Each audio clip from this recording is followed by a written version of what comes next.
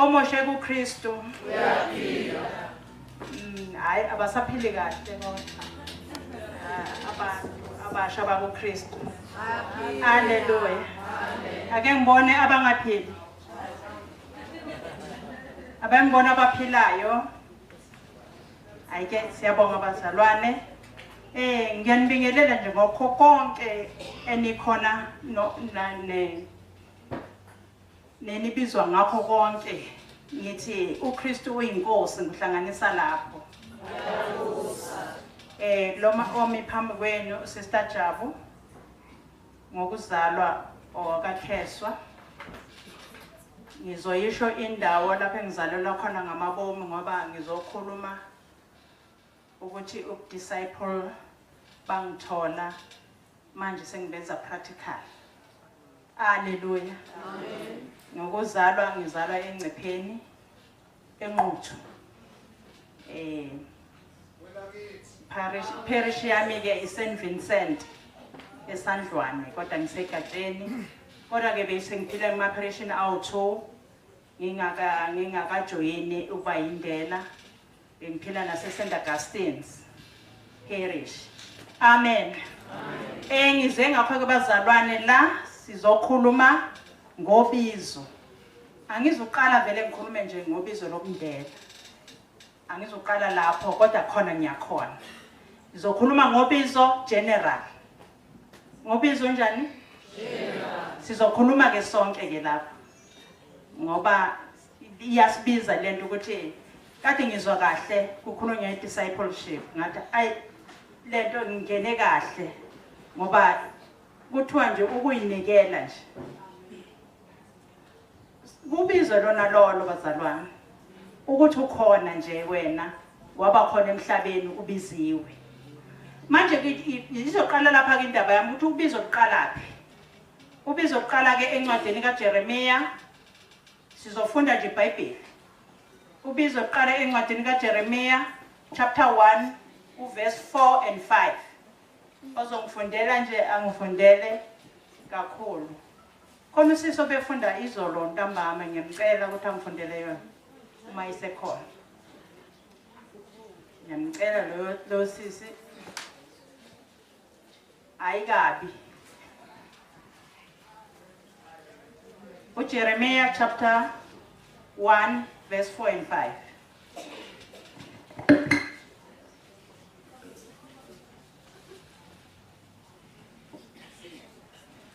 Ubizo kwabazalwane thina amasheshi uNkulunkulu sibusisile kakhulu. Ngathi ngo1975 ngiqala ukubona ukuzwa ngishikashikana nobizo. Kwakukhona incwadi eyayifika lapho kwathiwa inkonzo incwadi yokukhonza ka1975 yayipink khona bayazi yayi orange. Khona bayazi lesizokulwana. Oh nani ngakazala.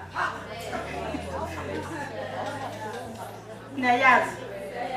Bakhona bayazi ngibona bengakaphakamisi. Nayazi. Laba ke basebekhona bayayazi.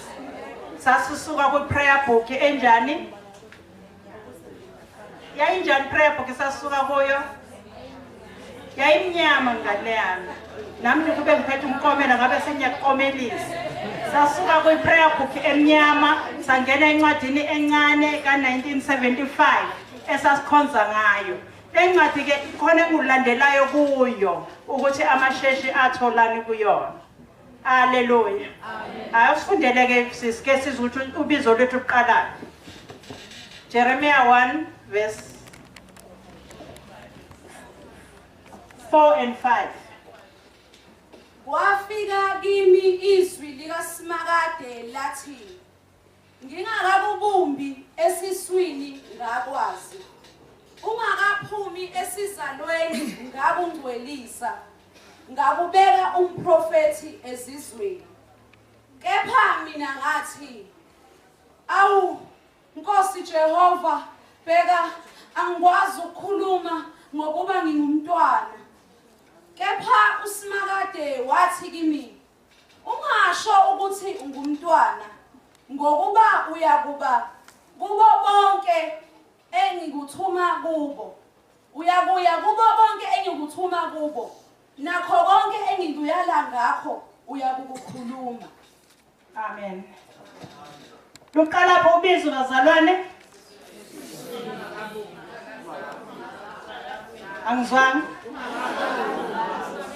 Uthi nje ngesithathi uze lithi elinye iBhayibheli luqala nje ubizo ngesikhathi umama esangithaba sangiconceive kwi-conception angithi bese qala uyini ubizo engakwakumazi uNkulunkulu ungakabunjwa nje wase waziwa wasebeka izinto zakhe uNkulunkulu. Haleluya. Amen.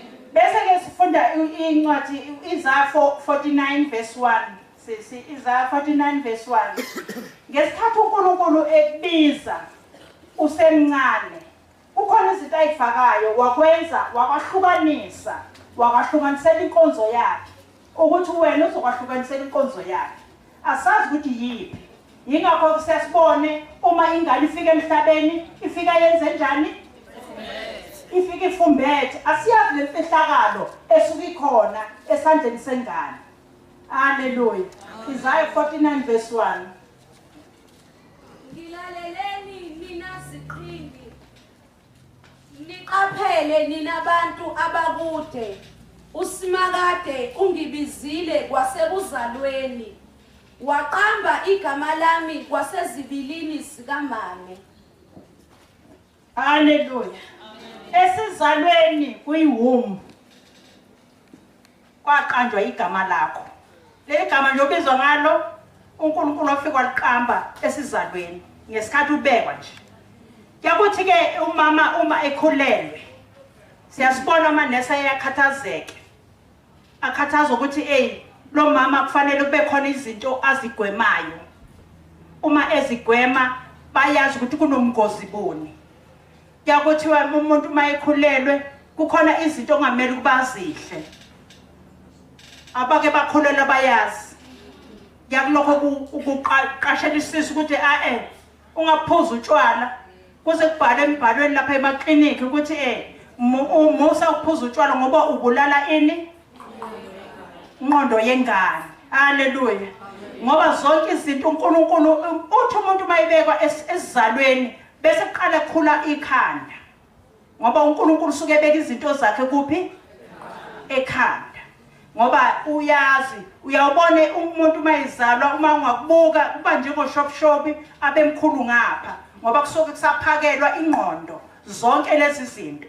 The time when uphuza utshwala lesi sikhathi uyoyibulala izinto zikaNkulunkulu ayitshalile engqondweni.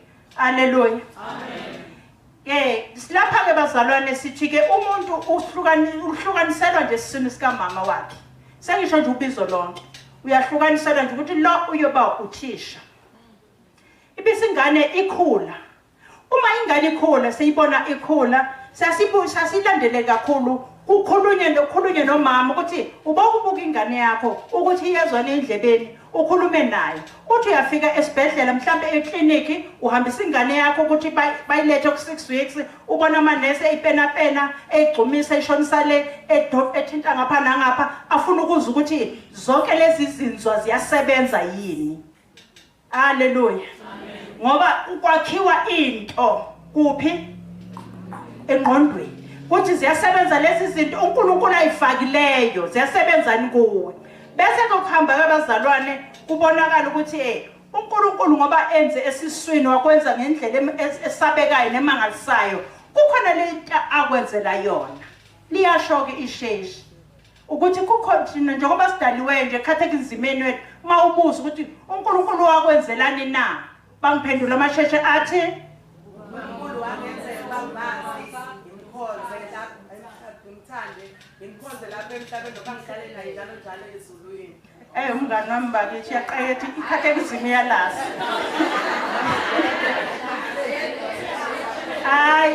Ikhathekizimi nje akudlalwa ngalo ngapha. Ngisho incwadi ngibe ngibuka noma khulunywa incwadi prayer book nje uyayidla. Kubonakala kuyajabulisa lokho bazalwane.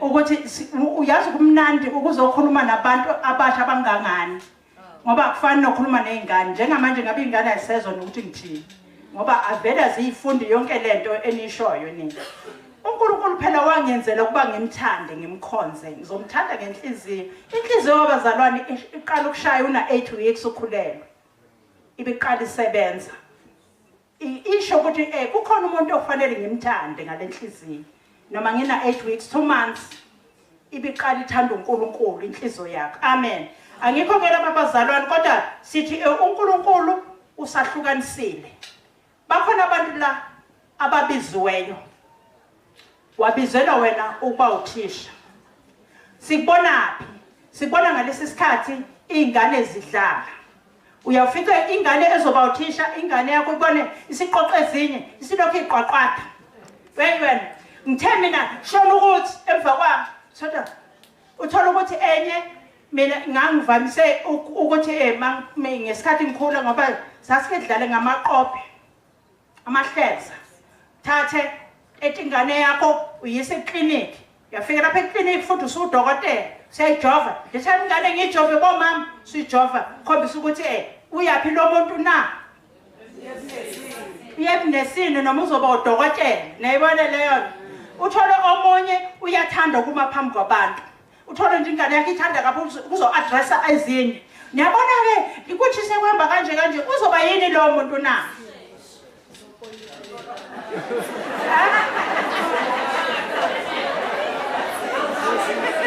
uzoba yini angisezwa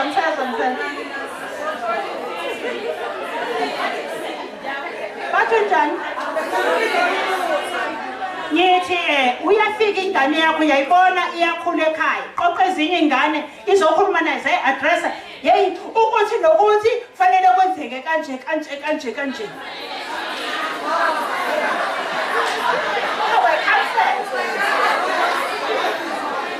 angaba yikhansela abe CEO yayibona nje leyo abe yikho konke lokho okukhona kwi-management siyibona ingakanani ingane ubizo njalo uma unayo ingane fanele ukusekele lokho khona ingane ezaleke kabuhlungu mhlambe ezingeke isekeleke kangako thina sibonga omama bethu babesikhuthaza omunye azakwenzele nodoli ukuthi wenze impela na akwenze naza kuthungele thunge ngisho ingubo zakhona ngoba ufuna wena lodoli uthothu uyayibona ingane yelilanga isikhombisa ukuthi isithwele iduku iyapheka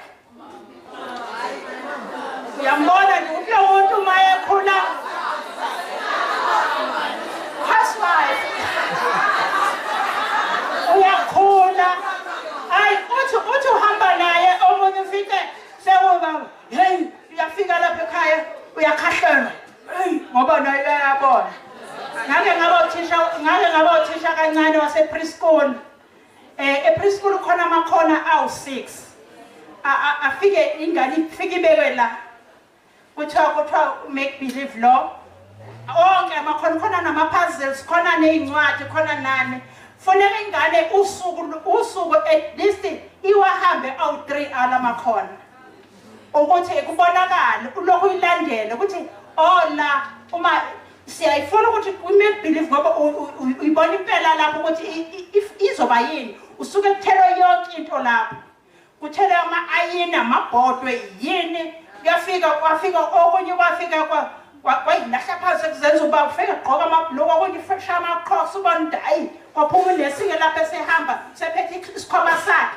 yeyi zobe nginibone saya ngapha esibhedlela konjani ubone ukuthi uhambe nayo ingane izifike enye uthola ukuthi enye ayiwathanda ama-puzzles ngoba ayifuni ukuthi lokuhlanganisa njalo ifuna njalo nje iyokhuluma nabanye ithande kakhulu ngapha lapho kukhulunywa khona ubone ukuthi hey kuyakhulunywa-ke la futhi okunye uzubone nekhaya lakhona ukuthi ekhaya benza kanje ikhaya lalo muntu linje ngoba ubizo silibona lapho kwelegama ukuthi le ngane iyokhula ibe yini ukuthi makubhala sekubhala i-report kubonakala ukuthi okay le ngane izokhula ibe yilokhu nalokhu sibiziwe-ke thina sonke la endlini akekho ongaphepha athi yena kabiziwe ukhona akekho bazali noma bangathula akekho nje ophephayo la uyabizwa ubizwe bele minister ubizelwe ukukhonza enkonzweni abanye nje babizela ukuthi nje babe phambi kwenkosi babe zikhonzi ubizo uba useva amen bakhona useva la endlini ubizo lolo sesiyaqala selibona ukuthi ubizelwe enkonzweni kaNkulunkulu haleluya amen ubizo lolo abanye babizelwe lokho nalokho abanye babizelwe bango social worker abanye babizelwe uba namba bashaya bogubu angithi nje ekhuleni kwakhe lo nami senyambona ukuthi kunjalo nje ukuthi ehlangana nento eqoqoza fice ukuthi useqoqoza ngoba useqoqoza into useyishana yashaya athi bayibuka abuka abanye abantu abuke naye ubuze ubona ukuthi hayi abanye nje babizela ukudumisa ama-worshippers ufike ukuthi uzoma phambi kwabanye asiculeni bazalwane asiculeni eseyingane ubizo uqala kuphi ebunganeni haleluya manje ke bazalwane size lapha ke kukhona ke manje into engifisa ukuthi siyibone ke ngokuthi Esheshi kwathi ngo1975 lase li-introduce lencwadi lathi ifundile incwadi eyinemkhuleko ake sivuleni upage 113 ku-prayer book wasesheshi bese sifunda lapho 113 ku-prayer book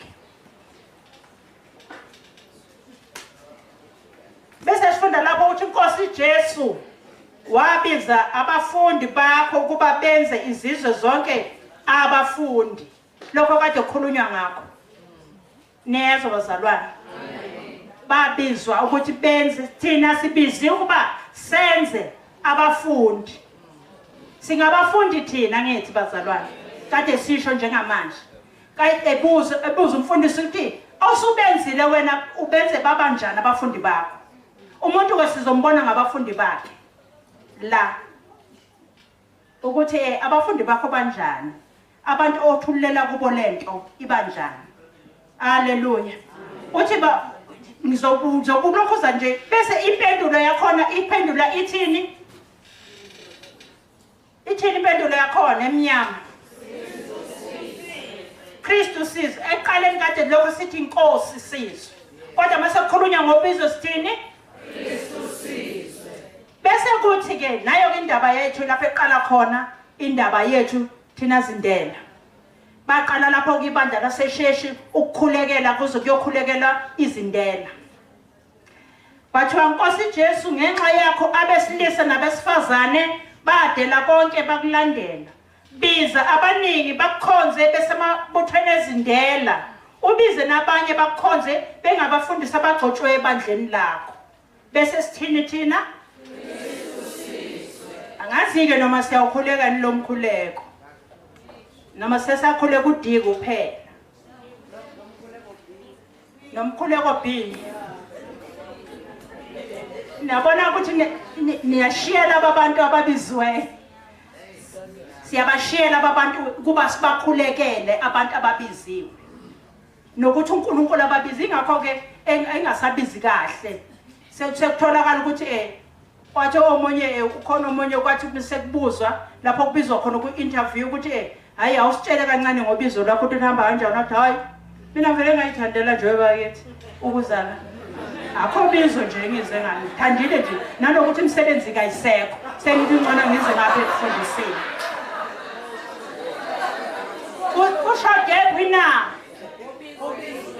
ushode phina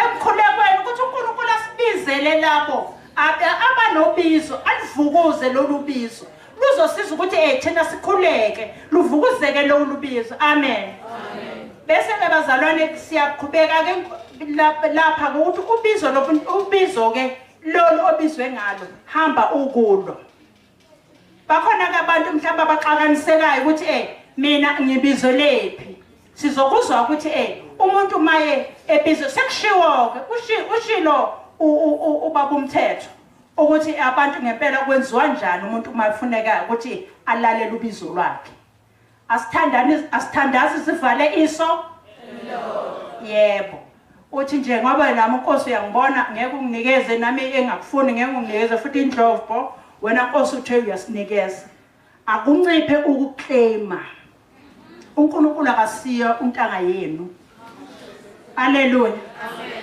siyaclaima thina claima uzuclaime ngisho Ubizo abese kunikeza kuNkulunkulu lokho ukuclaimayo akunikeze kanti uthola ukuthi uyakuthola hayi ngoba uNkulunkulu obethanda kodwa uthe wena nginikele lapha engojeni yakho kodwa mina nakho engufunayo kuzokuhlupha uthola ukuthi ungena endaweni ongesiyona uzohlupha uthola ukuthi ebunesini kanti awubizele ebunesini usiyele nje ngoba ekutholakala imali khona hayi ngcono lapha ebunesini ingakho kusesinamanesi alibala ama cellphone isiguli sihlale lapha kuze bele yandaba ingakho sesinothisha abanjalo haleluya amen othola ukuthi ke hayi sethi nje mina ngiyahola mina epheleni kwenyanga ngizohola anginandaba ukuthi umuntu kwenzekani kuye haleluya Ubizo njalo loyo olisaphazayo uzofika ubonakala phambi kaNkulunkulu ngale usazolanda wonke umuntu la endlini uzolanda akho ngisho yedwa ophephayo lapho khona nje excela ukuthi ubiziwe use office uyabhala ubiziwe ubamba incingo ubiziwe ukuthi uhambisa ama messages ubiziwe excela lapho khona uthi Nkosi ngisize Ubizo lami namhlanje ngilwazi ayike bazalwane ngithi bengedlula lokho ukuthi wonke umuntu onjani ubiziwe sonke sibiziwe khona ke ngifisa ukuthi ke sikhulume ngakho sesiyangena obizweni lobundela manje Ubizo lobundela buqala phi na Ubizo lobundela buqala kuMathewu chapter 16 verse 24 and 25 Ubizo lobundela qala kuMathewu chapter 16 verse 24 and 25 Yebo sisi khona uJesu wathi kubafundi bakhe uma umuntu ethanda ukuza emva kwami makazidele athabathe isiphambano sakhe angilandele ngokuba ilowo nalowo othanda ukusindisa ukuphila kwakhe uyakulahlekelwa yikho kepha olahlekelwa ngokuphila kwakhe ngenxa yami uyakukufumana amen Kuthwani msaniqale egcineni phela angizwa uthanda nje ukulandela uJesu bazalwane wenze njani haleluya sesishilo elinye elisho ukuyidela ukuzincama ukwenze njani bazalwane kusho ukuthini khona lokho ukuthi umuntu uyazidela ukuzidela kusho ukuzincama nokuzincisha amalungelo ebengingaba nawo mase sengiyidelile nje anginalo ilungelo ngelami uze umuntu ethi hlukumeza ilungelo lami indlela ngeke isho njalo umuntu mayidelile sengisho nje wena wathatha isiphambano wayidela ilungelo lakho nje alike ehlukunyezwayo ngoba wena awunalungelo walahla kuJesu umuntu mayithabatha isiphambano unelungelo saka samuzwa uJesu bemshaya ethi hey nami ngikhumbula unjani ukuthi mina ngizalwa uNkulunkulu saka samuzwa na awunalungelo lamalungelo asemangaka seniphethe ngawo nasemakhaya kusho khona ukuthi anizidelile asizidelile thina sonke sibazalwana angithi umuntu ke mayidelile uyazincama azincisha amalungelo uma incisha amalungelo uyazi ukuthi uzolahlekelwa ilungelo nje lokuthi mina khona amalungelo engeke okhona izinto engeke ngene kuzo noma umthetho wase South Africa ungathini kodwa mina nakho ngithatha uJesu ngithatha isiphambano mawuthatha isiphambano bazalwane awunayo into ozothi Hayi phela mina ngoba nje ngiphela isiphambano nabazalwane ngahle ngisilahle phansi njalo bese ngiyakushaya. Angeke ukuzukwenze lokho. Lapho ngokusho ukuthi ukuzincama nokuzincisha amalungelo bengingaba nawo ngizinikelele ukwenza umsebenzi kaNkulunkulu, discipleship. Okunjengokuthi ukulahlekelwa ilungelo lomshado. Uma ngiyindela ngilahlekele iqala ilungelo lani? Lomshado. Indela ke. Ayishadile lo mshado lo. Kamama Mdumo. Onobaba uMdumo. Sishade nje angithi niyabona neringi sivaka ngakuphi thina? Kanti abashadileyo ba left. Ngoba angithi mabengena lapha bayabambana. Sebeshaya kancane ngithi. Babambana. Ambamba unkosikazi wakhe naye. Ahambe noma ubaba eyomnikela, uyambona ukuthi uyamnikela ukuthi phela naye inkosikazi sengiyakunikela. Umshado njalo nayo ubizo. Niyezwa abazalwane. Uthi mawushada wazi ukuthi usobizweni. Ukuthi uyokhonza lo yamuze ongakazi uphile kuwo. Ube umama wakhona. Ungafiki ukuthi cha angizile mina ukuzoshintsha ukuthilo bepheka nje aqhubeke phela. Cha. Biziwe. Ubizo lolo. Ubiziwe uzoshintsha izinto ngoba ubiziwe. Hallelujah. Ubiziwe ngithi. Ilungelo lami lokuqala langilahlekela umshado nokungabi nabantwana. Hallelujah. Amen. Asibuyeke bazalwane la. Ke sibuye la encwadini uMathewu. uMathewu 19. Ngesimuze ukuthi uthini khona laba abantu engifuna ukuthi ke sikhulume ngabe siba discuss. Mathewu 19. Sizofunda ke uverse 10 wakhona siya kuverse 12. Mathewu 19 verse 10 to 12. Thini ke ntombazane yami lapho kuthiwa ngikhulunywa ngobani? Abafundi bathi kuye, uma injalo indaba yomuntu nomkakhe akukuhle ukugana. Amen. Bathina abafundi?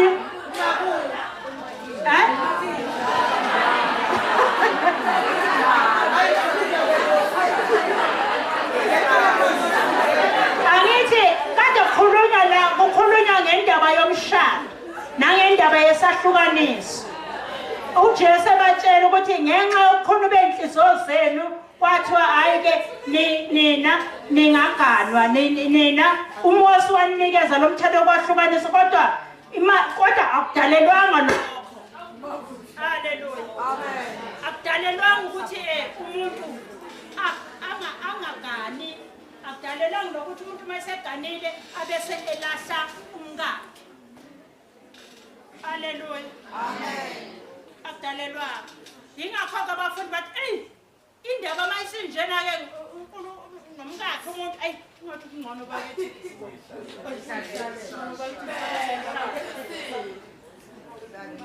Yabona bebeqakile le ndaba. Ukuthi bayibona ikhona kakhulu indaba kaMosi ukuthi awukwenzekani manje? Makinjena indaba thina sizokwenza njani? Asezugana. Qhubeka ke sisu verse 11. Kepha wathi kubo, akusibo bonke abangalamukelanga lelizwi. Abangalamukela lelizwi kuphela abakunikiweyo. Yes.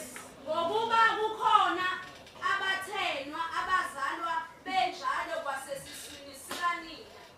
Kukhona nabathenwa abathenwe ngabantu. Kukhona futhi abathenwa abazithelileyo ngenxa yombuso wezulu. Ongakwamukela lokho akwamukele. Hayi. Indaba. Ongakwamukela lokho enze njani? Akwamukele. Akusibo bonke abangalemukela lelizwi. Kuphela kanjani? Angizwanga. Kaze usho njani? Kanjani laleli? Abakunikile uzoba indlela ngempela uNkulunkulu engashilo kuwe. Yezwa leyo. Ngeke uthande ukuthi ngithandela ngoba ngibona uSitajabu egqoka ingubo ezinde kanje cha. Akunjalo ngoba impilo masiphila ayifani nempilo sayithanda. Kunjengoba umuntu mangena emshadweni siyacabanga ngathi nje lapho ku reception abesibabona khona sebeshile behlehla bebuye lemuva. Kunekheke kunayo yonke into. Mase kuthiwa kuyaphilwa lapha bangakutshela nabomama makukhona omama abafikileyo. Kodwa kube kusaba ingubo emhlophe. Akusale sekwenziwa manje umsebenzi ukuthi ubiziwe. Hallelujah. Amen. Lapha ke ngicela ukuthi ke sihlukaniseni ke sichazeni bazalwane kuhle impela ngoba ukhona nina khuluma nabantu abasebenza nabafundile nabazazi izinto. Ake sihlukaniseni lapha bazalwane. Nakho kuthiwa kunabathenwa abazinhlobo ezintathu. Ake sikhulumeni le ndaba. Ukuze uzoyibona wena ukuthi ufolaphi. Kwenzekani?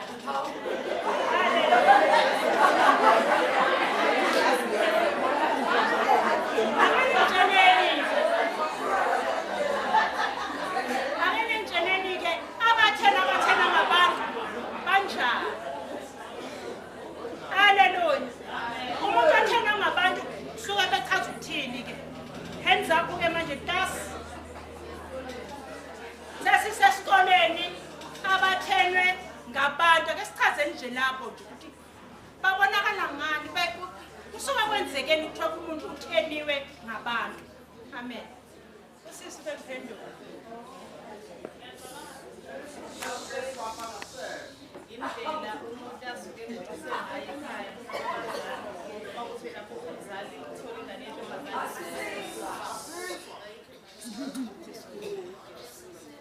Tell abantu ukuthi umsindo khanya nizozo abazalwane.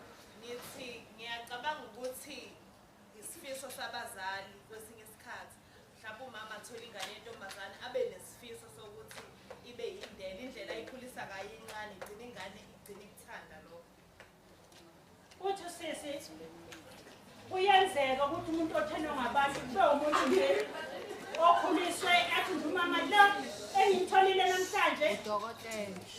uzoba udokotela. Uba indlela amkhethele. Kusho ukuthi uyenze njani lapho? Yamthela. Angithi. Omunye angathi yebo sisi.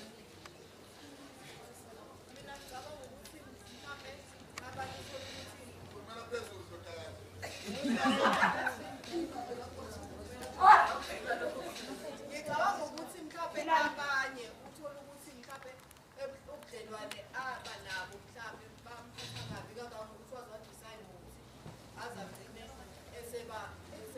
okungathutheni. Uthi sisi omunye vele azithene ngenxa yokuthi wahlangabezana nokubhekela obamhlukumele. Abesethi nje lutho umuntu njalo lomthenileyo ngoba uhlukumezekile. Abe sekubili okwesithathu khuluma ngabathana nje ngabantu. Yebo khanya. Yebo ngo.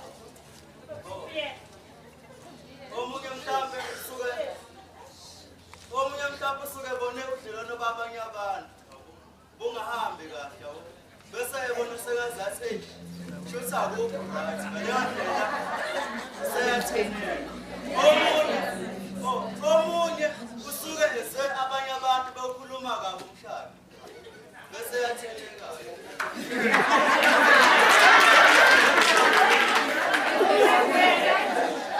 Khona ingane etholakale emshadweni. Kodwa indlela abone ngayo ubaba nomama bephila ngayo, indlela abaphile ngayo. Wathi nje lutho. Nginaye umngane onjalo mina. Owathi athi na-14 years wabona ukuthi uma wakhe uhlupheka kangakanani. Ubaba wakhe umhlupha ngayo yonke indlela. Azambuza athi kodwa mama uhambe ngani uyekini? Usishiye. Wathi mina ngicela ukuthi mama ngoba ngibona ukuthi ngeke ngize ngilunge emshadweni. Ngicela ukuthi nje ungifundise. Ungizamele nje ukuthi ngifunde ngoba nje angizukuyiphila mina lempilo yakho nobaba. Yabona kwahlale engumthena lo muntu. Ngenxa yani ngempilo yasekhaya. abanye bavele baxoxe kabi sithi imasi semshadweni sehluleka ubizo lethu bese siyoxoxela abantu abangakangena emshadweni hey wena ungcono kabi uma ulapha ungcono kabi so ke omunye avela kuthathe lokho avela athi angisayi ngilunge nginje kanti umshado ulubizo uyisacrament angithi yebo mfundisi angazi noma indlela engizwa ngayo ngathi khona la sesilahleka khona phakathi komuntu olimele ngoba ebone ubudlelwane babanye abantu kungahambanga kahle walimala ingqondo ngomshado nomuntu otheniweyo uthenwa ke nokulimala kufana angeke ungitshela ukuthi ngumtheno ngabanye abantu ngenxa yokuthi ngizuke isimo somunye umuntu kungesiphi ukuthi ngumtheno ngabanye abantu ngenxa yokuthi khona izinto esezenzeke kimi zangenza ngaba umtheno azama ukuhlukanisa lapho ngiyacela nawe kubaba esizama ukuhlukanisa ukuthi sikuze kahle lapha akekho ngempela esithi kunjani akushoyo ngoba ngendlela okubona ngayo mina ufuna ukubona kanjani lapho kufana nokuthi uthengekile ngenxa yalokho ake sizweni-ke okunye-ke bazalwane abanye-ke bazalwane kuthiwa abathengelwa ngabantu bakuqala kwakuthi esigodlweni senkosi uma kukhona ozogada izintombi ey'hlala lapha esigodlweni kwakufanele ukuthi athenge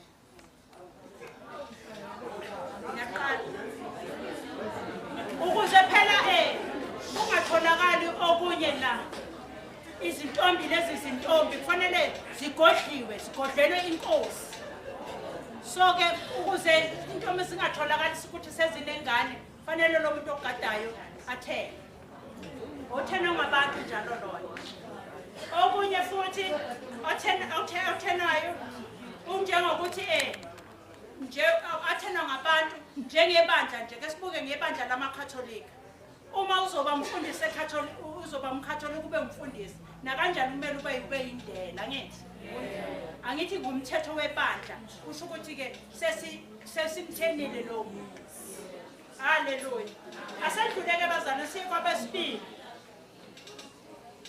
abazalwa ke betheniwe abanjani abazalwa betheniwe abanjani abazalwa betheniwe kamfuna ukhulume nami yebo baba siyabuza izingane zami lapho ukuthi yini ukuthenwa kuthenwa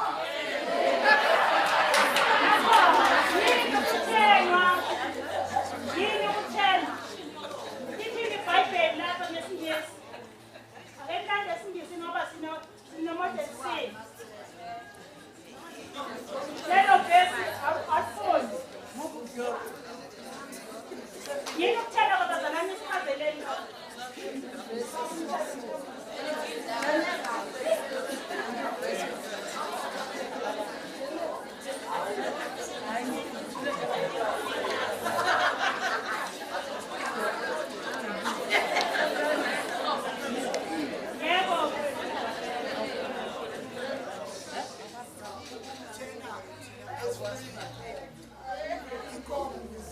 ukuze ingakwazi ukuyokhwenga iyaye ikube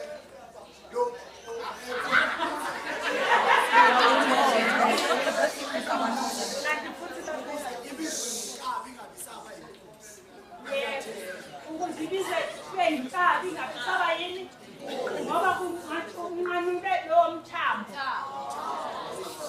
ufike lo mthambo kuthiwa wona lo ozobe unqantuzisa ukuthi izoba yinkunzi bese kuthiwa lutho awusazuba yinkunzi wena bezwakala emuva futhi zibekele yakho niyezile negenge yakho lakho na ake ngizame la ukucacisa kancane ngolwazi oluncane mhlawumbe lwaleli gama kuba kubalulekile khona ukuthi sithole indlela ikakhulukazi yalento eshiwa kuJesu ngalesi sikhathi sikaJesu babekhona abantu ababethenwa njengoba kade echaza umfundisi wami ukuthi inkunzi iyacastrathwa, i-castration. Labo bantu labo ababizwa ukuthi ama-eunuchs, eunuchos ngalelo limi lolu okusulela kulo. Labo bantu labo abantu isikhathi esiningi abesilisa, ngikhuluma ngokwabesilisa, angazi kwabesifazane, owawuthola ukuthi baseva laphayana inkosi, baziyingcebo ukuze bezosebenza kahle, bezoba ziyingcebo, kungenzeki mhlawumbe bephambukele ngoba amakhosi anamakhosikazi nakho konke baye bethenwe. Uma ufunda nje iBhayibheli uhamba uthola kuthiwa umthenwa. Kusho ukuthi-ke ngizama ukuveza leli gama leli ukuthi-ke lapho uJesu uchaza okuthathu ukuthenwa. Ngiyake kulokhu-ke uma ngabe kwenziwe physical incarceration umuntu wesilisa kwabesifazane angeke ngazi ukuthi-ke kwakwenzeka kanjani, kodwa nje igama lomthenwa ngesikhathi sikaJesu into eyabekile abantu ababesuke kakhulu bezoseva inkosi. Ngizama mhlawumbe namasi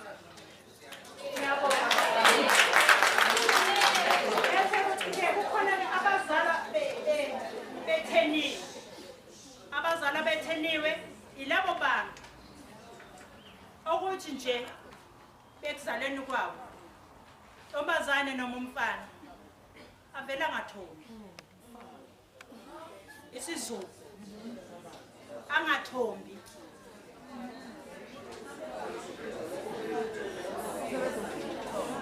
uzaliwe kodwa nje kutholakala ukuthi kuze kulokhuze kuze kushaya iminyaka emngakanani.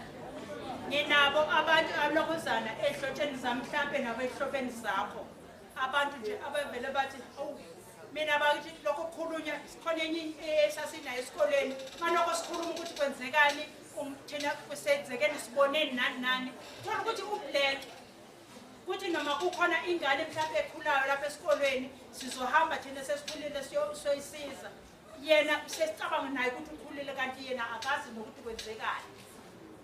Bonakala sibuza ukuthi kathi kwenzekani lo muntu wayetheniwe, ethenwe uNkulunkulu, ethe nje akuze kwenze kodwa uzoba intombazana unakho konke, kodwa ke yena ngubekele nje ukuthi kutheniwe.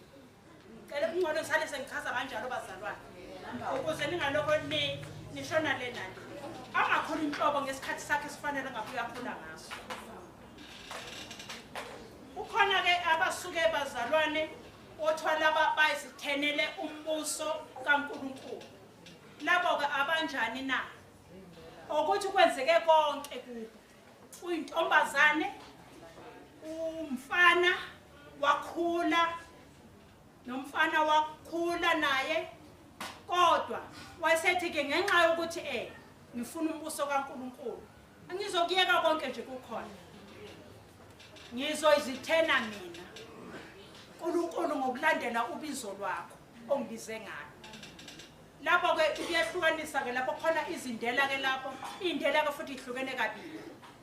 Khona indela ehamba kuthiwe lo ngoba uzithene ngenxa yobuso kaNkulunkulu, abese uNkulunkulu ambize lesigodlweni ukuze ayophila ngaphansi kweyifungo, ngoba kuyabonakala ukuthi uma engaphila ngaphansi kweyifungo kuzokonakala, angeke akwazi ukuba indela kahle, kodwa baphile esegadwe imithetho ukuthi nokuthi kwenziwa kanje, uzogqoka kanje, kwenzeka ukuthi nokuthi. Kukhona ke abazindela zasekhaya, labo nabo babiziwe, bahleli nje bayizintombi, bathi nje thina asiyindawo, hayi ngoba bephoxekile, bakhulile njengabo bonke abantu, konke kwenzekile kuwo, kodwa bathe ngenxa yombuso kaNkulunkulu mina ngizohlala, ngihlale ngiyindlela yakuphi kube khona indlela yakuphi. Sengisho wesilisa nowesifazane, angazi-ke noma mhlawumbe kuyaduduza kancane lokho ukuthi eyasekhaya ngibona ngiyezwa kakhulu. Sitheke lapha abazalwane silahlekelwa umshado ungabi nabantwana ulahlekelwa ukugqoka kahle. Thina nje sigqoka ingubo eyodwa abazalwane. Lapho ubona khona nje khona suke sigqoka ingubo enjani? Nayo iya prescribe kuthiwa le ngubo ozoyigqoka egqokwa kwaSHN. Negqokwa ayifani ingubo yami egqokwa kwaSHN negqokwa kwezinye izindawo, kwezinye izigodlo la kwi-province yase Esheshi eSouth Africa. So kodwa sigqoka ingubo eyodwa enephethini eyodwa. Uma usubona enye iphethini engasenjengale yami engenaso iskepula noma kuyenzeka ukuthi ingabi nesikepula ikakhulu uma kukhona osista abasebenzayo, zikhona ke ezinye futhi esingenazo ikepula. Kodwa sigqoka ingubo eyodwa ezoba nesiphambano nakho konke lokho engugqoki njengoba ningibona nje. Mphelele noma uKhisimusi mina ngiyobe ngigqokele ingubo.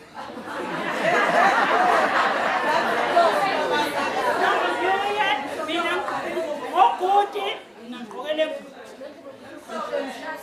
Nemhlophe iphethini nje ekhulumayo. Iba mhlophe ingubo sinazo ezimhlophe sinazo ezimnyama nazo ezigrey. Kuya ngokuthi isigodlo sethu sifuthi sithe ngoba sinesiko impilo lethu.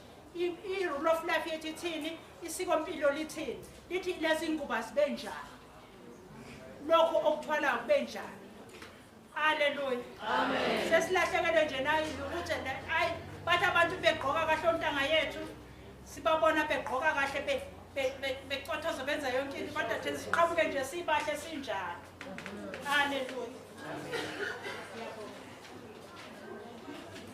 Silahlekelwa ukugqoka kahle, silahlekele futhi yilungelo lokuba nemali yakho uma usebenza. Asikakhomenti lutho nezo. Yebo. Uma unemali yakho usebenza, liyakulahlekela lolo lutho.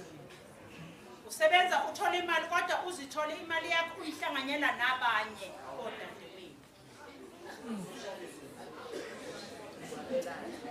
Lokho kusho ukuzidela uthabathe isiphambano.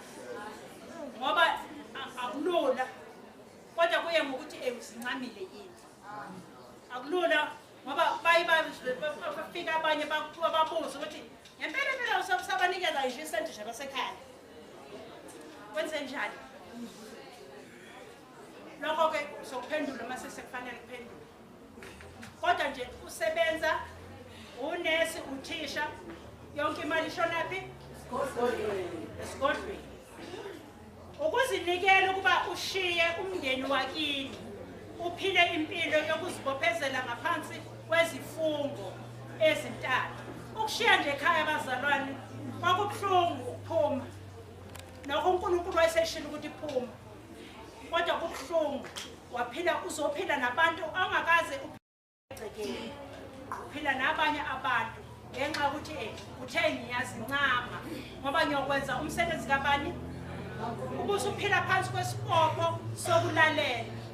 Ngoba nisibona ke bazalwane sifakela amabhande izibopho zethu lezi. Isibopho sokuqala lesi esokulalela. Shonini ma Sistela.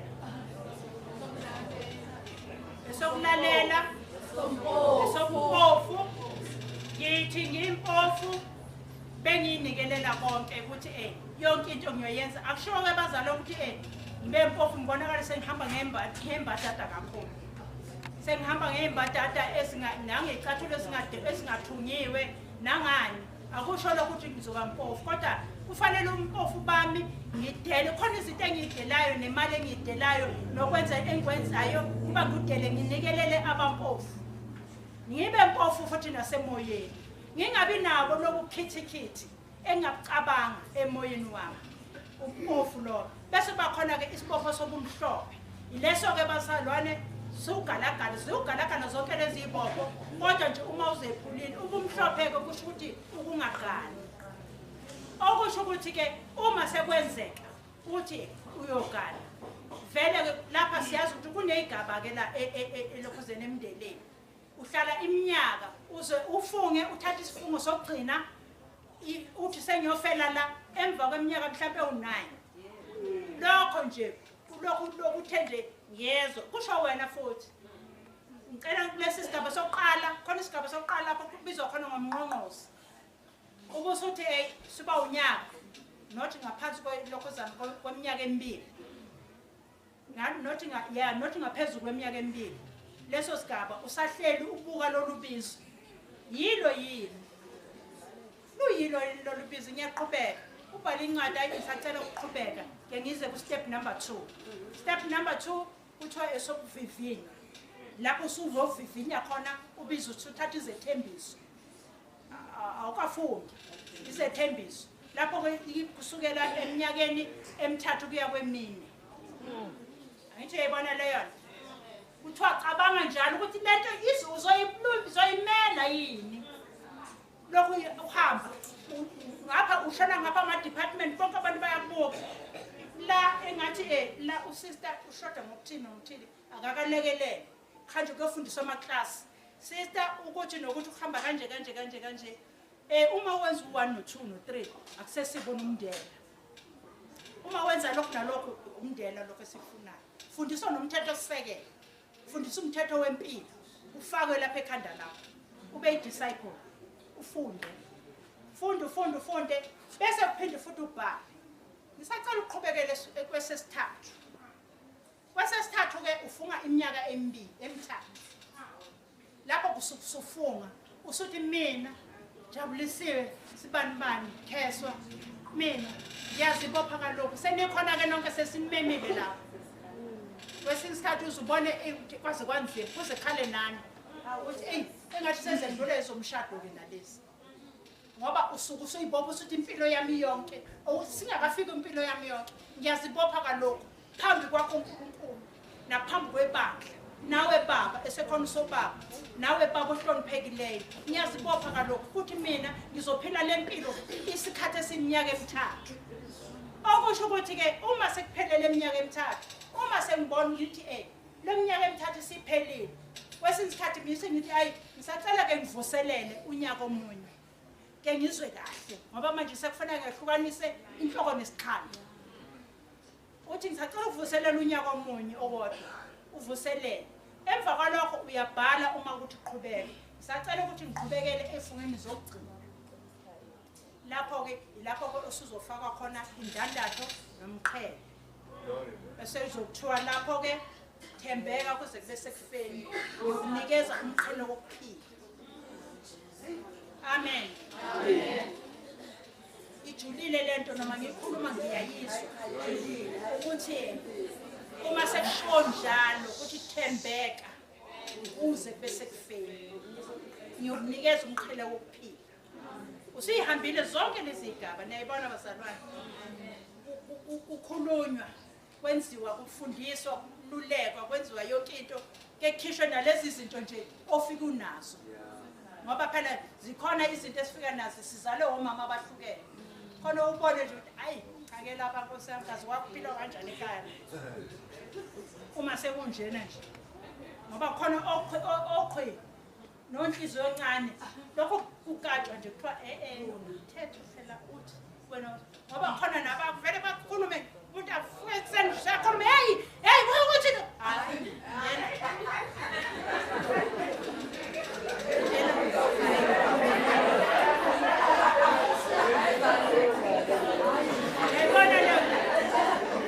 yonke leyo nto bazalwane ubusufika ke lapho usutheke mina ngiyothembeka usethu bishop ngikunikeza nanku umqhele akuthwalise ekhanda ubone umqhele okwamanje sabona umqhele obunayo kodwa uzokuthola umqhele wegolide ngomndela bakho nangomntombi bakho. Haleluya. Usutholile lo mqhele sesifike phambi kaNkulunkulu uqalela emhlabeni wakhonjisa ukuthi kunezinto ezimnandi ngayo. Haleluya. Bese lithi nayi indandana akufaka yona ngiyakubophezela noJesu ozomhlangabeza mhla wokugcina. Haleluya. Bese uhlala ke usuyindela ke osethe mina cha sengisayinile la angisekuya ndawo ngiyofela la esikolweni njengoba besincwaba nje usister leya viki ofele khona kuphi esikolweni lokho angena emncane. Haleluya. kwaba mnandi kithi ukwazi ukuthi sesubekile umqhele wakaphekwe ibhokisi lakhe ukuthi naku umqhele awufungele sesibekile nering yakhe naku anikezwa khona ngezifungo zakhe zokugcina namhlanje uyahamba siyobonana naloyo afunga kuye suke kubekela e-altar yonke inkonzo yenziwe ukho. Haleluya. Ngisho ukuthi ke bazalwane lezo ufungeko esiphakathi kwazo. Kanti ke bazalwane siyazi kusengishilo ukuthi kukhona indlela yasekhaya. Lufika nini ke lo Ubizo? Umuntu uzalwa nalo ubizo noma esuke engazazi ukuthi unalo. Njengoba sesifundile kuJeremiya ngithi ukuze wazi ukuthi unobizo ubizo kuba uzihluphe ngokukhuleka eziguqeni zangasese. Ileyo ke bazalwane into mina eyangisizayo. Nalapha ngathola khona ubizo. Ngoba thina qala wonke umuntu sasifunde kwa Sunday school ukuthi kufanele ube nesiguqo sakho sangasese. Wawuya noma uhambe uyocela icathulo. Nje sisezingane wa Sunday school sifundiswa ukuthi uma kukhona into ongenayo hamba uyocela uNkulunkulu. Wenze leso siguqo. Cela Nkosi ukuthi ungiphe icathulo. Cela Nkosi ukuthi ungiphe abazali kuba abazali bami baphile kanjalo njalo. Lezo guqoko okumele otholana kuzo ke noNkulunkulu. Kodwa indaba enkulu ukuthi uyamazi uJesu. Indaba iqale eGolgotha ke bazalwane ekuthetheleleni kwezono. Ngoba phela ngeke kwathi usuze esigodlweni ungazani nanoJesu uzofika lapha thina sesithandaza size phela size singene elimini. Wena lokuthi emfana salala indaba iqale eGolgotha wazane noJesu obiza. Haleluya. Uzothi ke wenza iguqo zakho zangasese ubuza uNkulunkulu ukuthi luyini ubizo lwakhe. Ngabe ufuna ukuba ngukhonze ngikuphi? Lufika kanjani lo Ubizo? uNkulunkulu uyakwambulela ubizo mhlambe ngamaphupho. Sikha nje okunye akufani nathi sonke. Abanye lembula ngezembulo. Nangokuthi uzwe izwi likhuluma nawe ngqo. NjengakuSamuel. Samuel angithi uSamuel wahamba adame eya kuEli. Ecabanga ukuthi uEli okhulumayo. uEli wazwathi ayemathi lengane yazi ukuthi iyabizwa kodwa icabanga ukuthi imini engibizayo. Wasethi thana khuluma Nkosi mina ngiyezwa. Yezwa izwi. Nangokufunda nje izwi leNkosi uyalithola ubizo lwakho. Amen. Luyafika futhi ngokugula okuthile okungakuhlasela. Mayisebona ukuthi uNkulunkulu suke sebamba ngesidlozana ke lapho. Suke sebamba ngesidlozana ke impela ubona ukuthi hey sekunzima nawe unqaphaza ngoba aqali bazana kubelula awumani uvume nje. Uyabaleka abesethi nje abambe ngesidlozana bayakwazi kabani. Amayisefikile uNkulunkulu ebambe ngesidlozana abambe ngokugula. Kunele nje uyivuma intando yakho kubhonqa. Awusagula. Haleluya. Kufikela ubani? Kufikela noma ungubani lo uNkulunkulu athanda ukumbiza. Akuthi ukuthi likhethe bani, likhethe endlini zamakhosi noma likhetha kuphi. Wenze njani uma wenze njani uma ufika lo Ubizo? Kumele uziyele ngomkhulu kuNkulunkulu wena ngqo. Uzwise kuye ukuthi ngempela ngoye yini lo okubiza. Ngoba phela amazwi asuke emaningi. Uyena lo ngibizayo ngempela kulolu Ubizo ngibizela kulo. Ungaba lo mshado, ungaba lobundela, ungaba lobufundisi, ungaba olwakhe. Ungaxhumana futhi nalabo ohlala ukhuleka nabo.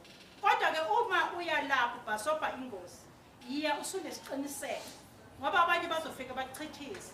Bathi ayakusikhona ke lokhu kade sithandaza. Engathi lento kwathi uyisho akusiyo. Yazi kahle. Sengiqedile ngobizo lomndela. Yilo lo enkuluma ngalo. Manje ke iyaqala kanjani lempilo yomndela lapha ebandleni laseSheshi? Impilo yomndela ke ebandleni laseSheshi iqalile ke bazalwane. Ibandla lalisahlangene kwakuse lisekatholika lesemaromeni. Waphuma ke abantu abathathu uJohn Wesley waphuma no Martin Luther waphuma kwaseba uAntoni. Antoni ke wayengwaseSheshi. Indlela yokuqala yaseSheshi. Oweseli siyazi ukuthi khona amaweseli ayephumile nayo khona amaluthela nawo ayephumile. So ke lapha Esheshi ke uAnthony wase ibona lento wahlala nabantu ababese empini ababelwa wabona ukuthi bayalimala abantu. Kwase bakhona amantombazana adame esiza laba abantu abalimeleyo. Waseqala ke manje wabaqoqa waqala impilo yokundela ukuthi ke cha akube nempilo bese kuba nemithetho ethile ukuthi sizokwenza lokho sikwenze kanjani sizokwenzela kuphi kanjani. Babehlala ke emgedeni ke la bengamahemeni babengenazi ama-convent ngoba thina sihlala e-convent yezo yaqala le emgedeni ubizo lomndeni emgedeni kwakunzima behlala emgedeni bapheke ngamatshe beyonke lento bayenze kodwa beneliswa nje lokho abanako ukuthi sizolala sidlile uma silale singadlile babehamba futhi bayokwenza umkhuleko ukuthi inkosi siyabonga ukuthi badlile obekufanele badle nangenxa yempilo yethu ngoba kade sikhuleka ukuthi inkosi nalabo ngizwe nje umama ngesikhathi ekhuluma ukuthi sikhumbula nalabo abangenakho ukuthi inkosi uzubagcwalise nabo badle umkhuleko wakhuleka zindela ke leyo ukuthi thina ngoba thina singadlile nje la sibophezela ukuthi kube khona abadlayo sibakhulekele bathole lokhu kudla ngoba bayadinga thina sizoyincisha ukuba singakudla behlala emgedeni. Yase ke impilo yethu ke uCHN ke bazalwane usuka ke yena wasuka ke phesheya eNgilandi igama ke lithi CHN umqambi wakhona ke yaqala ngo-1865 umqambi waqamba la CHN kwaba uFather Herbert uWilliam Herbert uGeorge William Herbert owayengumpriest wase St Peter's Church eVauxhall. Kusukela ngaleyo mnyaka ke wabe seqala umbutho wezindela wase ubiza ngegama lokuthi Community of the Holy Name wawuse Morven ngaleso sikhathi eMorven Link. Wase kuthi ke bazalwane eNgilandi bahamba ke uCHN wasehamba lo baba nomthwalo ngokuba uHerbert wayefuna ukuthi indela iphile ngelendlela akufuna ukuthi iphile ngayo. Lapho ke uqalo lapho waqala nje ngamantombazane kwavele kuthatha amantombazane azofundiswa la kulesi sikole. Fundisa intombazane ukupheka nokwenzana yonke into. Bese suka lapha intombazane maye ebizweni layo lokuthi iyoshada iphume la kade ifundiswa yenziswa konke la uCHN. Amen. Amen. Uphuma amantombazane la afundiswe ukuthi ufanele wenze kanjani uma uyintombazane emzini wakho. Washa kanjani? Upholisha kanjani icethu? Kupakishwa kanjani? Kufundiswe la abese hamba umuntu ayogana kufika abanye ababizela ukuthi bagangene lamantombazane bese beyagana. Kwase kubonakala ukuthi ke emva kwalokho ke base baba nayo ke indawo yabo lawo mantombazane. Kwase bakhona ukuphuma amantombazane athi cha thina sizophila lempilo size sife. Kwase kutholakala ukuthi seqala ke isigodlo. Nalabo babe nayo indawo yabo befundiswa wosister ukuthi kuphilwa kanjani, uzophila kanjani emshadweni. Yonke onke ama-sacrament ebandla ayifundiswa leso sigodlo sakwaSiyeshela. Safika kanjani ke isigodlo eSouth Africa? Safika ke ngo-1962 waqala umbutho kaCHN eLesotho. Wawuqalele phezulu eEurope, ko-Algeria lapha bafika khona befika uCHN efika ezoqala bemenye ukuthi abazoqala umbutho weyindela. Behla ke njalo bese beza eLesotho bacelwa. Kwase kusuka ke thina la kwaZulu kufike kanjani na? KwaZulu ke khona kufike ngo-1969. Njengoba sizoqeda u50 years ngonyaka ozayo. Fike ngo-1969 kwakukhona kabantu kithi amadoda awu2 ekhulekela ukuthi kube khona amantombazane anjengathi kule diocese. Kwakuneviyo kuqala iviyo manje kuthiwa funa kube khona nalamantombazane azokhuleka azohlalela nje inkonzo yokuthi kukhuleke. Uthi makukhona abagulayo beze bazosizwa lawo. uma kukhona abadinga noma yini beze bazosizwa kuleso sikole leyo ndawo leyo.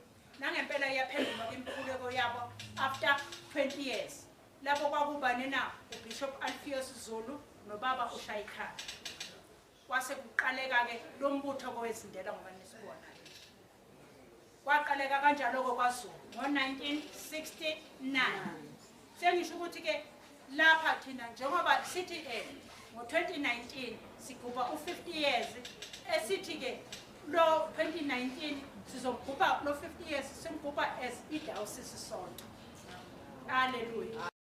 Wonke umuntu okhona la omusha uyobe khona eparticipate. Abangani bethu bakhona la abangani besikole bobe nabo benengxenye.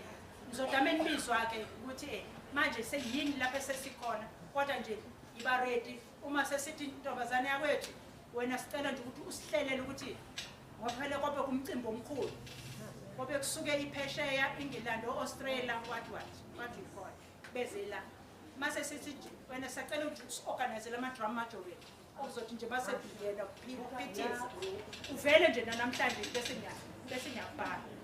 Hallelujah. Amen. Sisho ukuthi ke bazalwane izindela ke ziqale kanjalo ke kwaZulu nokuba zikhona namhlanje. Umsebenzi wendela iyini? Ukukhuleka, ukuvangela, ukwenza icounseling kwabacindezelekile ikakhulu labo abahlaselwa imoya emibi. Uma nje ubonakala ukuthi baningi ke abalethwayo lapha esigodlweni behlaselekile. Abanye uthola ukuthi bahlaselwe ile izinto kuthiwa osatanism. Bafike lapha yana babone kwaphume sebephulukisiwe ngegama lika Jesu. Futhi ke siyanakekela nabagulayo. Sihambele futhi nabantu abaseyibhedlela nabasemakhaya umndeni seyihambela lapho kudinga khona umkhuleko bayakwenza bakwenze ngeorder nje bahambise ngomthetho wakhona babhalela umother besicela ukuthi umkhuleko sicela ukuthi osister noma usipho sister ababili ke bezokhuleka mhlawumbe kuyiparish ethile noma bezokhuleka ekhaya la kunemoya engihluphayo. Hallelujah. Amen. Abanye ke bazalwane bayasebenza emphakathini bangonesi. Laba ke nokuba mhlambe kumile nokuba niyasibona sikwazi ukufaka nezicathulo kungenxa ukuthi iyafika le mali ibekwe ebhodweni elikhulu bese wonke umuntu athole ngokulinganayo. Inkonzo yabapostoli leyo ukuthi akekho waswelayo phakathi kwabo. Babehlanganyela konke entweni zonke. Leyo nkonzo esibizelweyo. Angikwazi angabikho swelayo phakathi kwethu. Ungathi mina nginakho kwangangokuba kwakuthi noma umngani wami engiphile into kodwa mase ngibona ukuthi sekunamajezi awu3 ngizohamba mina ngiyothi e-office ngicela ukuthi leli jezi nginikele kube khona odingayo abesiyalithatha ngoba akufuneki ozoswela phakathi kwethu. Funa inkonzo yethu ithukwe. Hallelujah. Amen. Kunjalo nje bazalwane. Kukhona ke neproject ke esinayo ke thina bo sister yokuthunga izingubo zase-old nezingubo zabefundisi. Ama projects esesinayo neproject esesandlwana lapho kunakekelwa khona izingane lezi zaba vulnerable ngenxa ye-HIV and AIDS. Kwaqala lapho ke lezi ngane eziphatha emakhaya kuba sibone ukuthi kwenzeka kanjani. Kwatholakala ukuthi ezinye zazingenanga ngisho itifiketi zokuzala kwazanywa ukuthi kuhlangana nama-social worker kwaba iproject ke leyo yesigodlo esaqhubekayo namhlanje.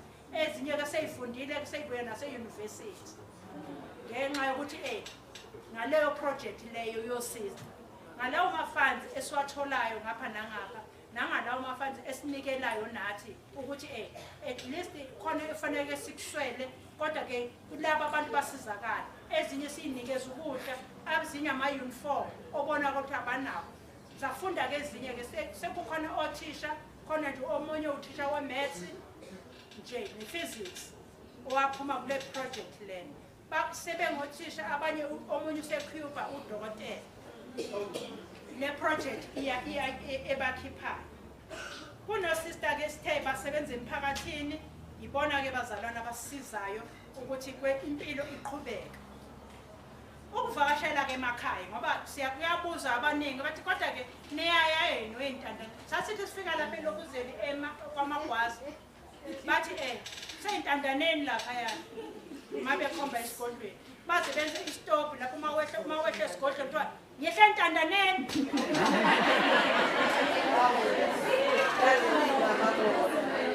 Bathi ngihle entandaneni ngoba babebona nje lezi ngane ezingenanini ezingenayise kuhleli kodwa nje lamantombazana. Akhona amantombazana akahlala kodwa kanjena na.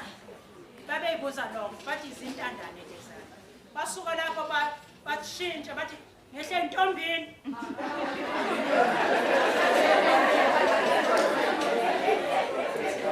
Soke manje angazi ukuthi bakhorotha ubani futhi sebethi se-convent ke manje. Sebethi babehla nje ethi nje ngiyathi ngiyokwehla e-convent ngiyokehla e-convent wehle e-convent.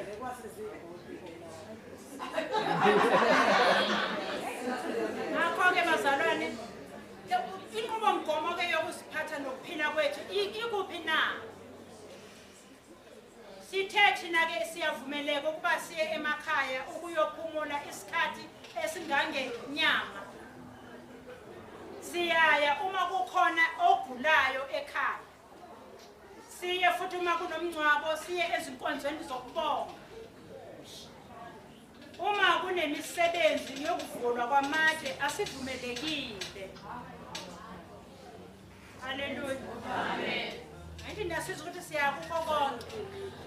Kodwa-ke uma sekuthiwa-ke ekhaya kithi nanti itshe elivulwayo kuthiwa-ke asivumelekile-ke khona kusho ukuthi kuney'zathu zakhona okwabonakala ngazo ukuthi why ungavumeleki. Bese-ke unqubomgomo yethu siphila ngomthethosisekelo. Sinomthethosisekelo.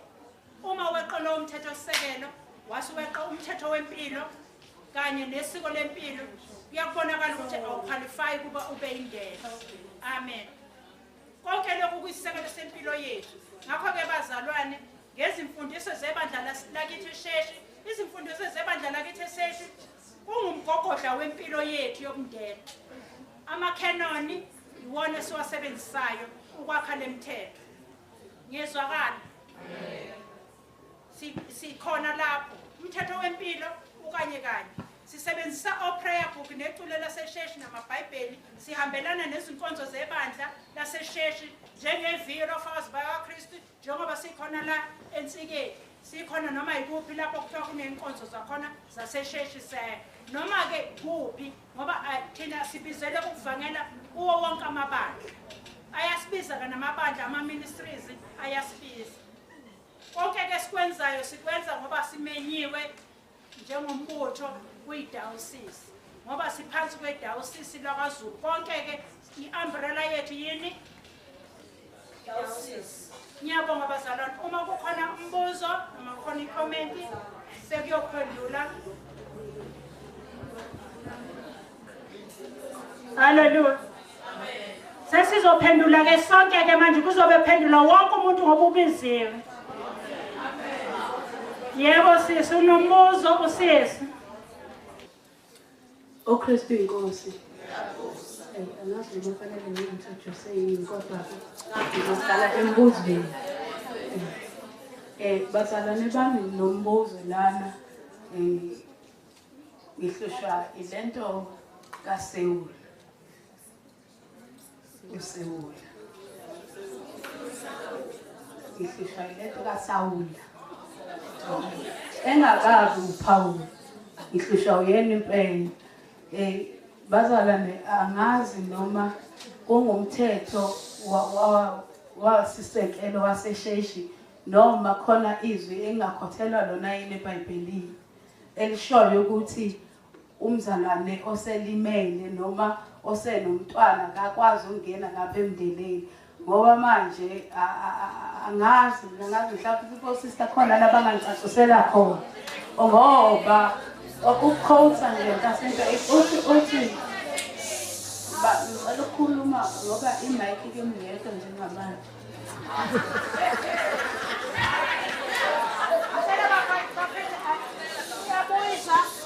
Zelani ufuna ukusizakala bazalwane.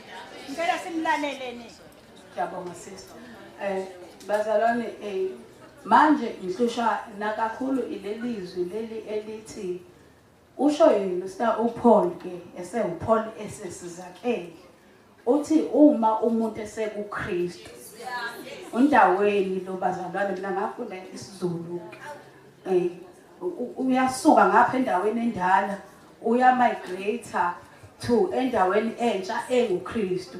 Ethi okudala kudlulile mase kuba khona leli gama elifishane eliyi-combination elicombine imishini uthi bheka sekuvela okusha bazalwane ngazi noma kanjani mase ngihlushwa yizwi laphana ngiyaye ngizwe nami kushiwo kuthiwa uNkulunkulu wethu unolwandle lokukhohlwa.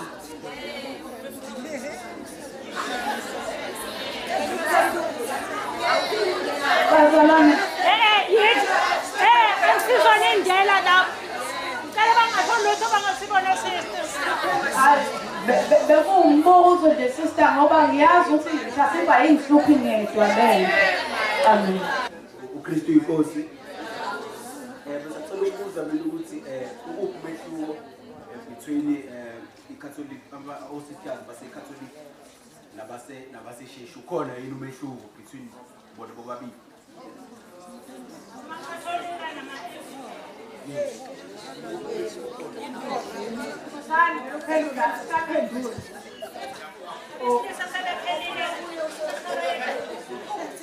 Bengicela ukubuza ukuthi uma kwenzeka ngoba inkonzo yobusistela iwubizo uma kwenzeka usubala usuzo olunye ubizo mhlawumbe usuthola umshado ukuthi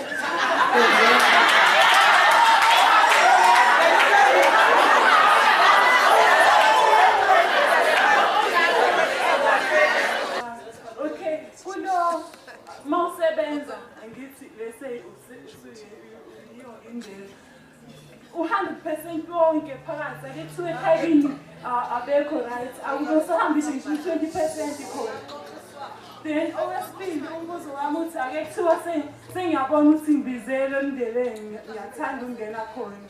Then iziphi ikhona izinto nina enilandelayo mhlawumbe enibona ukuze qualify.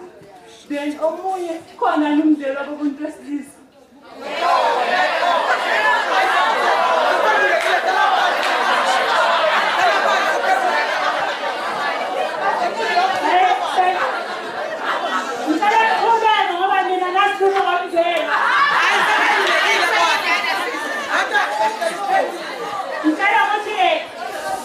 Ngiphendule nje lowo ukuthi ikhona indlela esilisa Esheshi.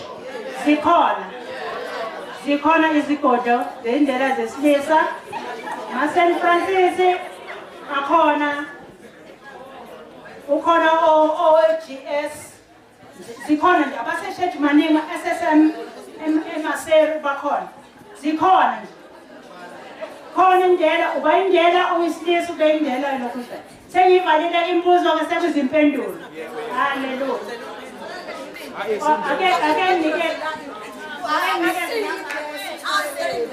Uke wasivakashela ukuthi lelo rozo obuza.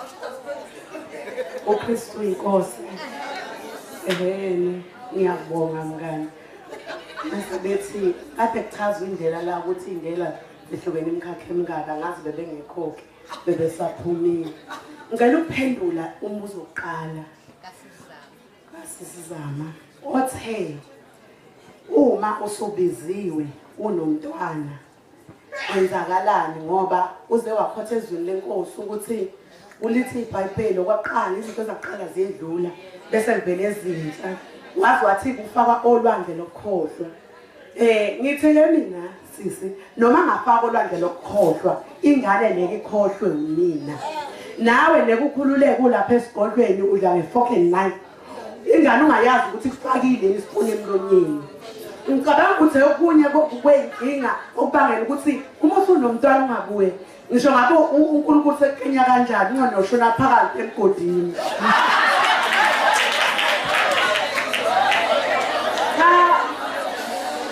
Saselo chayisele siswami.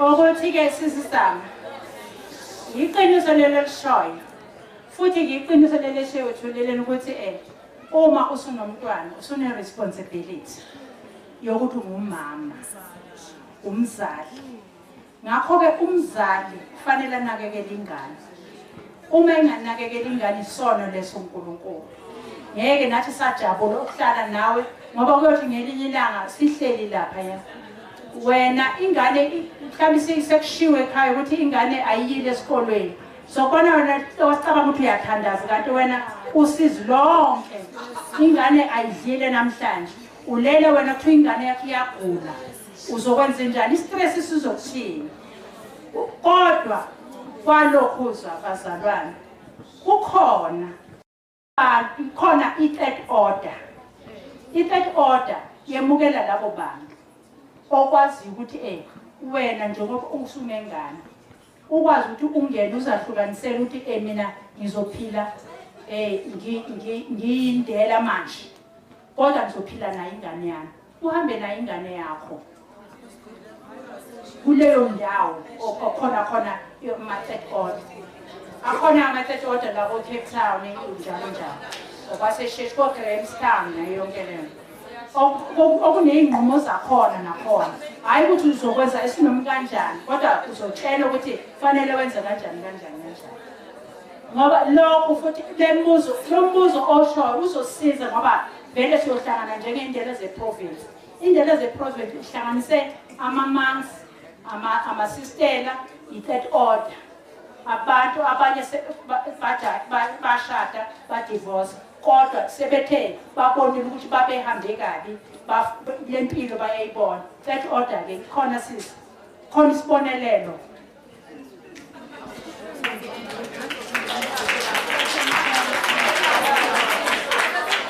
okwesibili umbuzo ukuthi nosibili konje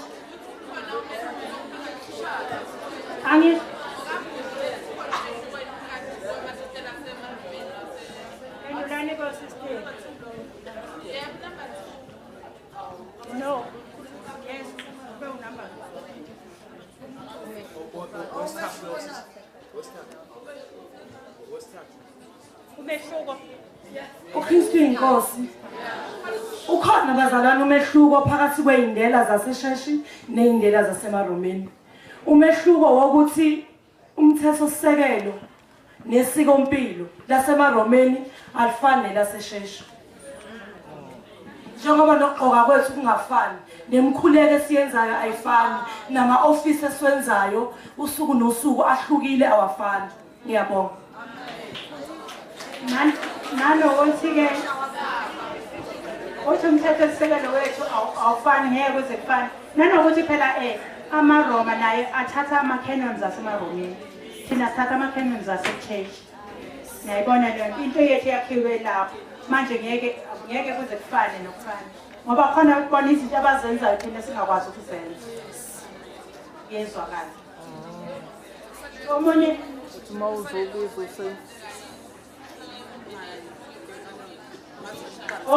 ogcina lo asisi ngithi bese sophendulile sesiphendulile le usisi usisi yena uma nakho siyasebenza 100% wonke nawo oza lapha ekhaya bengenalutho nabo belambile befa indlala ekhaya nina senithi yonke le mali ngeyethu yenu uKristu inkosi wonke 100% wakho utholayo uye esigodlweni esigodlweni wafika naku nokululeko nje uyafika esigodlweni kodwa sihlala phansi sithi asisenakudla etafuleni nangu sister nokululeko yafika usemncanyana akhe simthathe simse esikoleni ngawona la masente esiwatholayo soyincisha uphuthu siyincisha ikabishi sidlo futhi nekabishi sincisha inyama ngoba nakho sifuna ukuthi sister nokululeko ayofunda usufundile-ke sister nokululeko usuphasile wahlala esigodlweni wasebenza waba uthisha noma uba unesi or whatever usuyafika lapha ucabanga umama ekhaya ikhofi umama ekhaya uyalithanda uthini ngalabo bantu abayincisha inyama behlala nawe benza lesi sibopho sobunye ngeshwa ke isikhathi esiningi ngokwami since ngifikile esikolweni abantu bakhona abasuka ekhaya kube sebefundile bahlulwa uNkulunkulu befundile besebenza baphuma nayo mabefika lapha abazange basho ukuthi share 50-50 cha basuke bathi okay uNkulunkulu usibizile sithatha lo msebenzi we-discipleship siza nakho konke sizokushare khona la i-discipleship asizwa ngamakhosikazi abo nezingane zabo siyazi ukuthi badayisa ngakho konke abanakho siyacabanga ukuthi laba bantu besebeganile ophethwe nje omkhulu masizwe siyacabanga ukuthi besebeganile mhlawumbe namakhosikazi noma izingane nabo Zebedewu bazeba ingane zika Zebedewu zashiwise emkhumbini sahamba futhi zayothengisa ngakho konke umshepu ugogo umshepu umkhulu umshepu baba wabo ingane zabafowabo yonke leyo nto badayisa ngakho konke bayiletha kuphi kubafundi nathi senza lo sharing is caring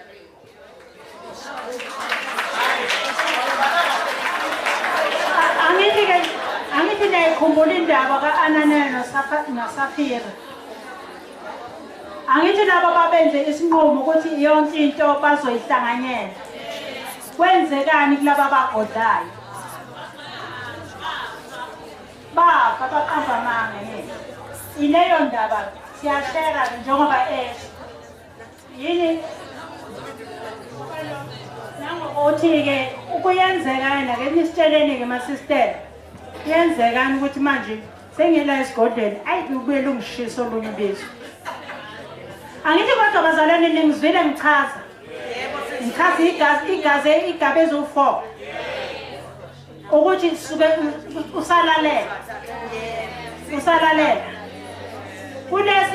kulesi sigaba-ke kulezo gaba ngesikhathi usalale yingakho ngithi uyawubhale incwadi kubhala wena ethi ngifuna ukuqhubekela phambili kodwa ulesigaba sokuqala uma uzwile ukuthi no angizukulunga la ube fair uwena bhala incwadi no bafethu ngiyabonga yazi ukuthi uphethe uNkulunkulu angizofundela something I'm going akenze lutho loyo akakafundi yezwa kahle uyihambela kahle nje nathi semvalelise kahle sibongile ukuba nawe sibongile ukuthi khona into esicontribute kuwena osiyoyenza emshadweni wakho ngoba awusezufika ube umama obhedayo lapha ya wasezufika umama ongazi ukuthi uyodidizayo ongazi ukuthi makuvuke ekuseni fanele enzeni fanele akhuleke usuke umama okhulekayo ngoba sesimfundisile uwenzani ukukhuleka aphindele nomunye mayesefika kusigaba 2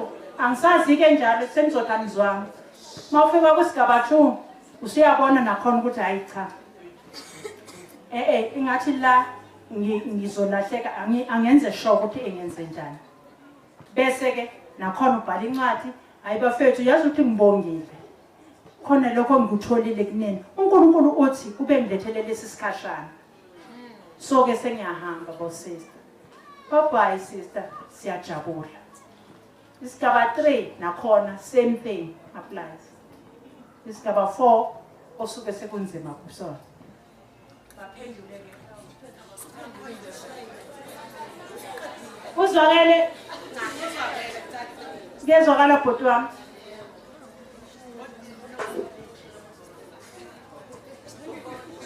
kodwa-ke hhayi-ke nangomfundisi esho ukuthi hhayi-ke bese-ke besuka abantu ngoba besibona sibahle bese bezodabe bekhuluma nje nezo bazalwane isistela leshelwa sezwana na ngithini bazalwane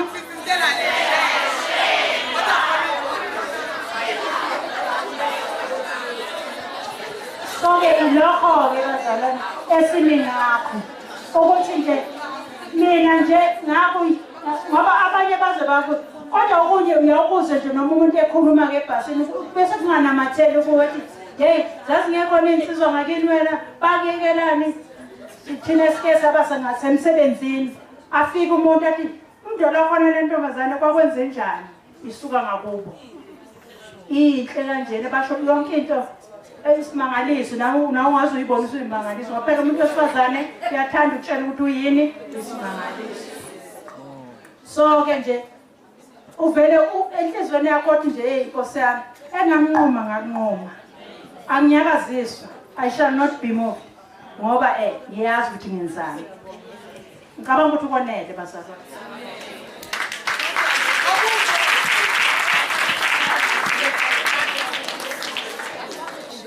igama lenkosi libongwe